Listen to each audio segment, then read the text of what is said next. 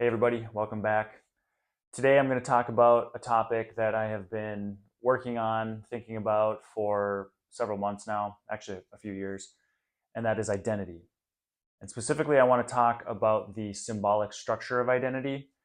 And I think putting identity in terms of symbolic structure will actually open up a lot of kind of new areas of thinking and perspective that I'm really excited to explore more deeply. So before I get into identity, I want to give a short little update. I do have a technological upgrade on my shirt. My lapel mic miraculously started working again, so I'm really pumped about that. I don't know what happened, but for several months it just wouldn't work. The receiver wouldn't pick it up. It didn't seem like it charged fully, and I had actually bought a new one yesterday. Of all the timing that this all worked out. And it turned out the new one I was having problems with, and it wasn't really working either. Kind of had the same problems. But then today I was like, oh, let's try the old one again, see what happens, and it works. So I'm really grateful for that. And before the topic, I also wanted to kind of give another story about life here that might be of interest. So obviously I'm wearing a hat, and I bought this hat when I first moved to San Magrelo, which is Western Georgia. I don't think it's actually a local style. I asked a guy here, and he said it was some other region, like maybe the northeastern part of Georgia. If anybody knows, put in the comments, where is this style from? Anyway, it's a Georgian hat, and I don't like to wear stuff to make me try to blend in too much because I think it's weird. Like it's pretty obvious I'm a foreigner a lot of the times, and it's like, well, you just kind of look silly trying to cosplay as a local. But I like the hat, and I've been here long enough now to where I feel comfortable wearing it without feeling like a doofus. So anyway, I got the hat. I was in a gift shop with my friend, and I put the hat on because I was like trying it out and stuff. And as I was wearing it, by the way, I also had a long beard, which I had been growing for over a year. As I was wearing it, I was in this gift shop. This lady walks in, and by the way, it was a religious gift shop too. So they're like icons, crosses, incense, everything you can think of was there, including hats. And so the whole context explains this next part. This old lady walked in, she was a beggar, and she beelines directly towards me and says, "Mamao, mamao," blah, blah, blah. I didn't understand what she said at the time. But she was asking for money or some blessing or help. And at that moment, I realized this lady thinks I'm a priest because of the hat, because of my beard.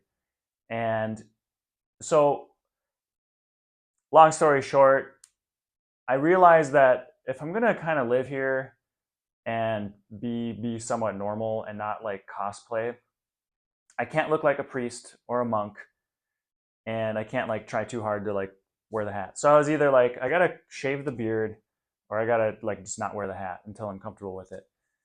So that's what happened. I shaved my beard, and and I haven't worn this hat until like today, which is several months into my time here.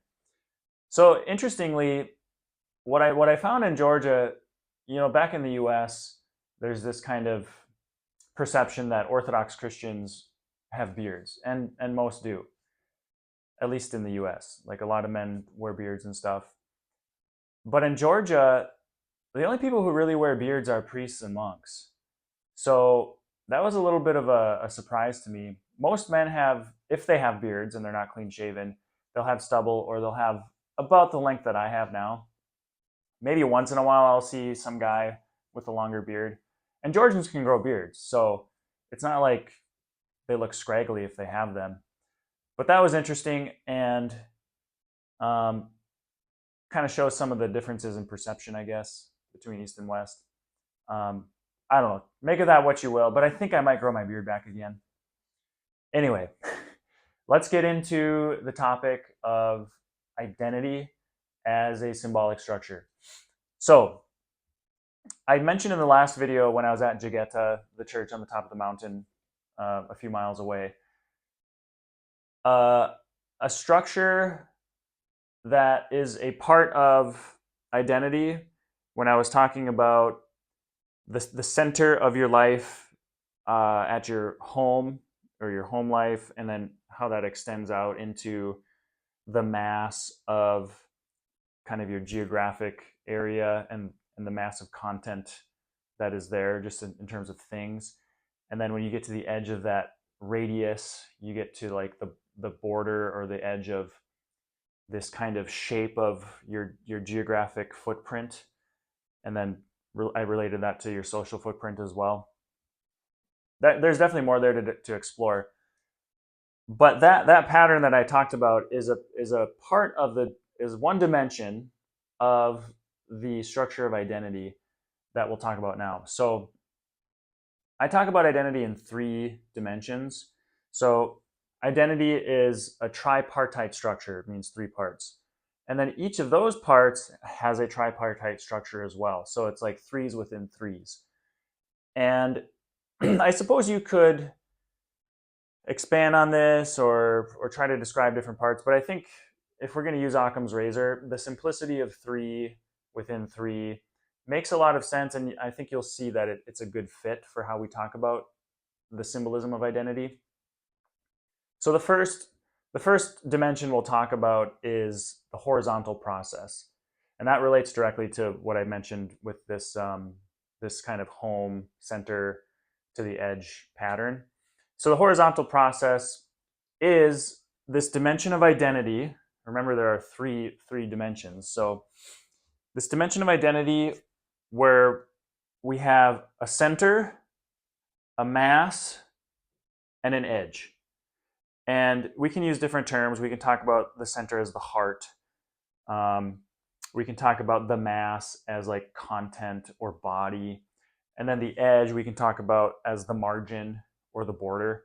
So the terms we use can be somewhat flexible as long as we understand what we're talking about, and we can get the pattern here. So before we expand on that, let me just go back to how we understand identity. When I talk about identity, I'm talking about anything and everything. So if you think of the universe as a whole, the universe is a unity, a whole, made up of many, many parts. And those many, many parts are the multiplicity, right? So an identity is anything that can be identified as a unity with multiplicity.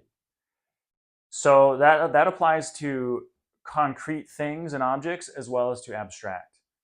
So we can give examples later on, but a word is an identity in this definition. A hammer is an identity. I'm going to use a hammer as kind of an example. Let's say friendship as a concept is an identity. So concepts are identities as well in this understanding. So I use identity very broadly as a broad category, but the pattern itself manifests in each of these areas that I just mentioned, from abstract to concrete. So we'll look at identity symbolically as kind of a fractal pattern that manifests everywhere, in everything, and also in identities. That's a fractal pattern. It's just like it's everywhere, right? So back to the horizontal process. Horizontal. We have a center, a mass, and an edge. Again, I'm not too committed to these terms. We can use other terms. And sometimes when we talk about certain identities, I will say heart instead of center, et cetera, et cetera. So let me use my little prop here. This is the identity that we'll examine right now. The center or the heart of this identity is a little harder to explain because if you think of a hammer, like where is the center? Are we talking about like a geometric center? Are we talking about like the center of a radius? Or the center of a sphere at the core? That might be a simple definition of the center, but when it comes to like a hammer, it's like what's the center? So we'll explain that in a second. The mass is the body. It's pretty obvious, like the majority of the content, right? And then the edge is the border that marks out the identity. So with a physical object like a hammer, the border or the edge is pretty easy to identify. But some identities have a more, let's say, faded border or faded edge, where it's kind of hard to tell where it really ends. If you think of the Earth, the planet, for example, it's hard to tell, okay, where does the Earth definitely end? Like the atmosphere just kind of extends into space until it like just fades into nothing. So that this concept of the edge isn't necessarily this hard fixed edge. That's why I call it the margin sometimes, because there's kind of a liminal space where it's not really clear where it ends and where the other stuff begins. Okay, but with the hammer it's easy. So back to the heart or the core or the center. Again, I'm using these terms interchangeably. After much thought, I have come to the conclusion that the best way to understand heart or center is the quality of the identity that enables its purpose. Okay, so I call this the purpose operant quality. Basically, the purpose operant qualities of an identity are its form. Okay, so the heart, the core of the identity is actually its shape, its form, the form that it takes, because that's what enables its purpose to manifest. Okay, we'll talk about purpose. It's a little bit outside of the horizontal process at this point, but we'll go with that definition of heart for now, because it's the best way to reconcile the fact that something like a hammer does not have like a how would I call it, a geographic or arithmetic center, for lack of a better way of explaining it. So heart, core, center, it's all the same thing, is the purpose operant quality, which manifests and can be found. Like, where do you find it? It's in the form of the thing. In fact, the purpose of the identity in this case dictates the shape it has, right? It dictates the form. So the heart, the purpose operant quality, is found in the purpose itself, which gives form or shape.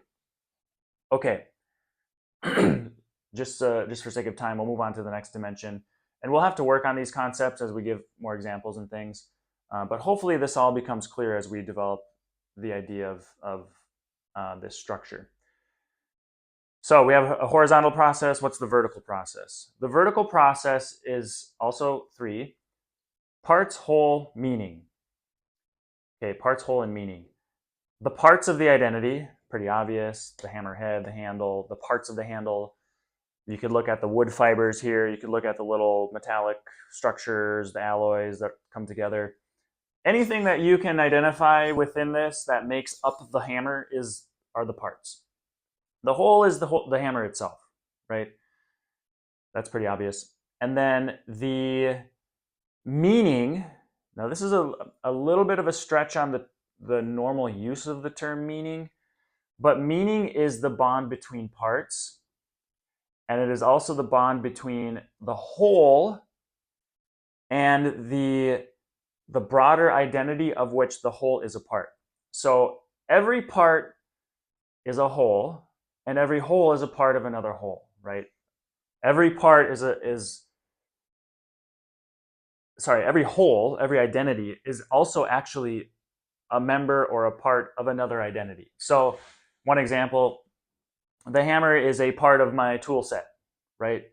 So we went from kind of concrete to abstract identity. The abstract identity here is my tool set, right? This kind of category that's imposed on physical objects.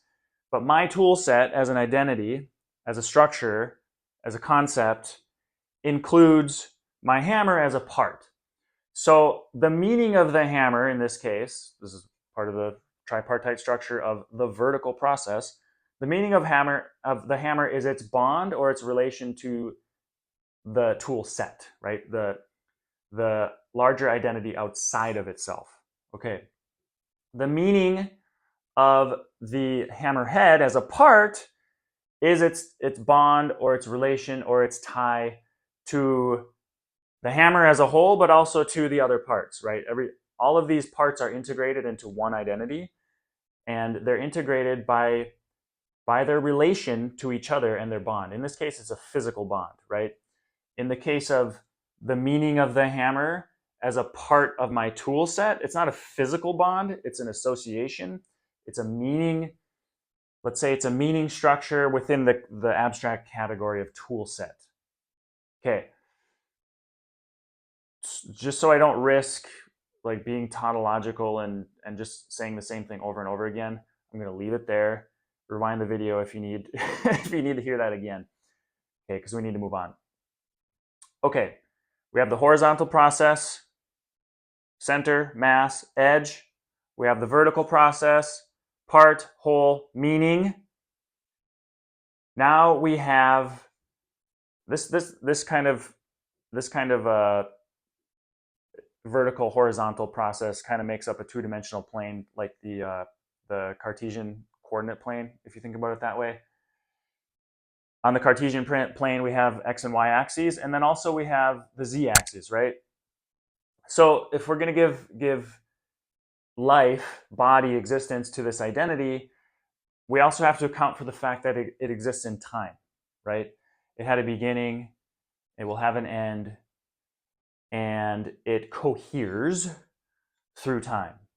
Okay, so we need to account for that. So the third part of the structure of identity, we have horizontal process, vertical process, and expansion process.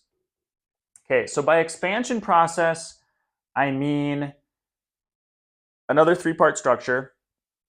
We have, how did I term it? Origin, coherence, end. Okay. So when we think about the origin of an identity, the origin of this hammer, for example, there is a period, let's say, or there's a margin at the edge of the beginning of the existence of this identity, the beginning of the existence of the hammer, that is a little bit unclear. It's not clear like where the exact boundary of the existence of the hammer or the origin of the hammer is, right? So there's kind of a fade in which the materials, the parts of the hammer are coming together. And then at a certain point, it's pretty obvious, like, okay, now we have a hammer, right? Maybe you're forging or you have a metal mold for the hammerhead, and that's being made, and then you have the handle over here, and then the paint, and then they come together and boom, it's a complete object. But the reality is, when those parts are not together, they're still part of the beginning of the existence of the hammer, right? The origin of the hammer. So that whole phase or that whole process, we'll call the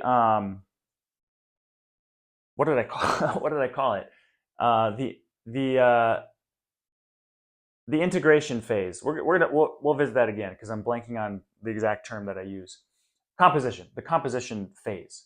So origin involves composition, right? There's a kind of a faded margin in which the pieces come together to form the origin. Okay, the hammer then coheres and exists over time, right? The parts maintain meaning in their bond and connection to each other, and it remains a hammer over time. The identity coheres over time. That's pretty simple. And then the end functions similarly to the origin. At a certain point, the parts of the hammer will disintegrate. Okay, they will begin to fall apart, right? And it's not always clear when that happens completely, because you might have a period where the hammer is still useful, but it's kind of a rotten handle. You can bang nails, but you can't do it like completely, like with full force. And eventually the hammer breaks and you decide, well, it's not useful anymore. And so the parts disintegrate, right? The handle is separated from the head. The meaning is separated until maybe you put a new handle on it or something.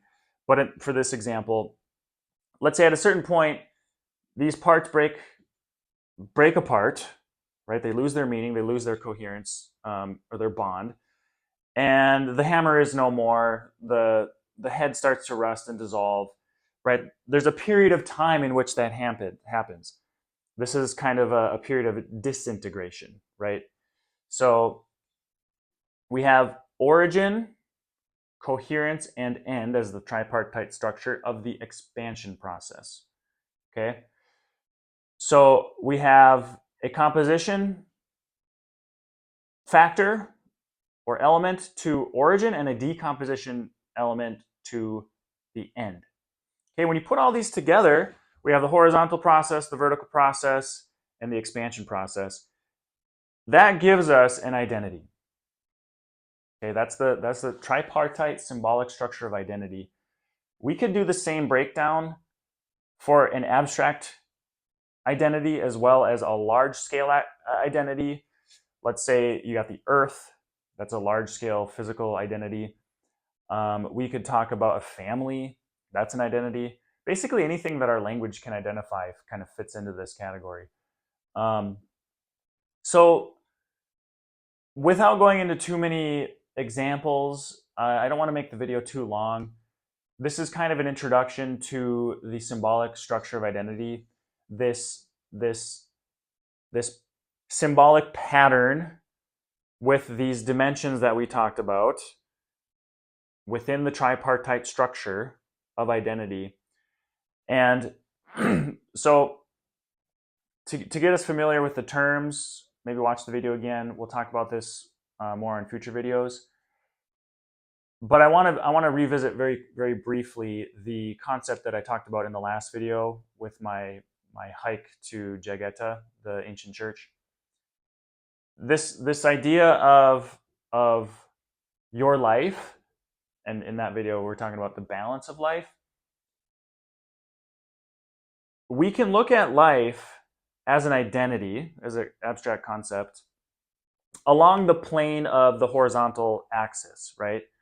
So at the center, we have the home, and then we have your kind of physical geographic radius that you mark out in the world as you go out into your yard and then further into your neighborhood town. Maybe you travel across the world, but you've made an imprint, a geographic imprint in your life. That's the mass. And then the edge is just the boundary at which that imprint is found, right?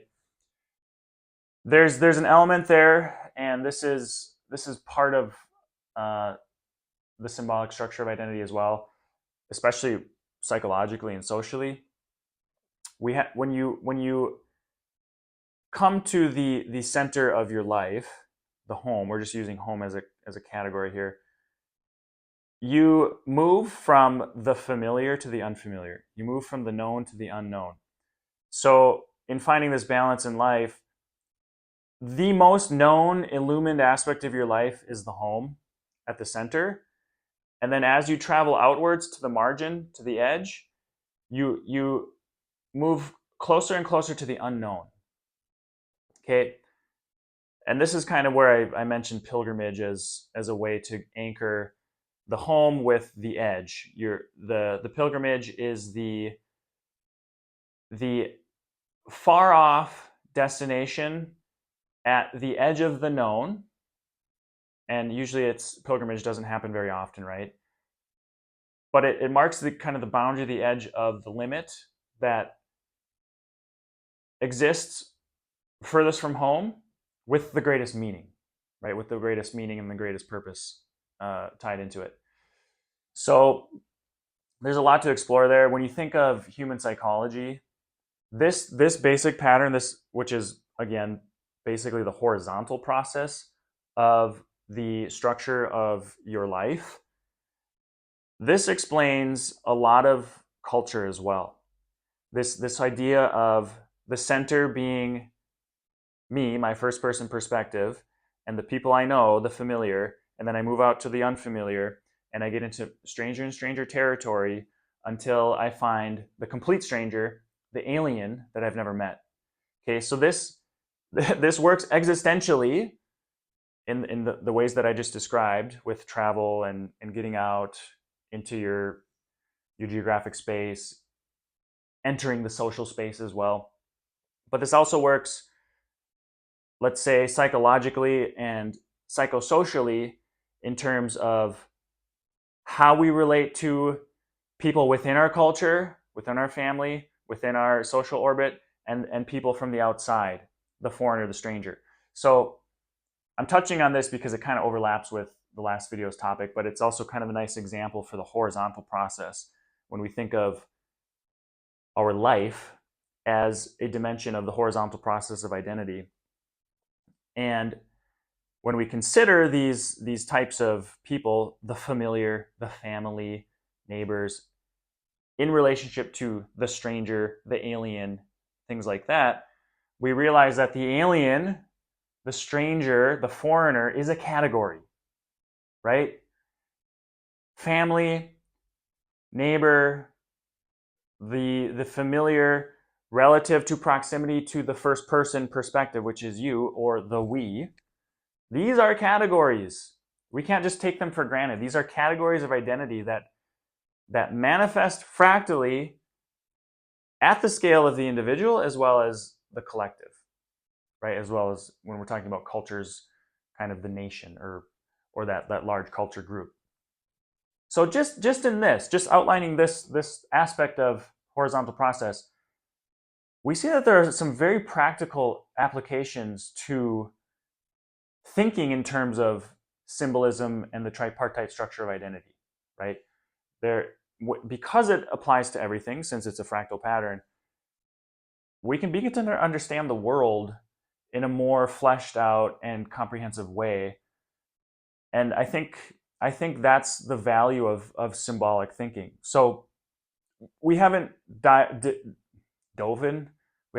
into any real specifics or opened up the nitty-gritty elements to what I'm talking about with identity and society and things like that. But hopefully this is enough of a primer and enough of a kind of a good introduction to these things, to where as we talk about these ideas further, things start to click and your perspective and your perception itself begins to, let's say, expand, like the expansion process, right? Okay. In the next video, I do want to talk about culture. We're kind of touching on these things, and specifically the idea of cultivation, culture, and how these concepts tie into this structure of identity as well. So, hope you enjoyed the video. Please like, comment, share, subscribe, do everything you can to support me in the Republic of Georgia. I really appreciate it.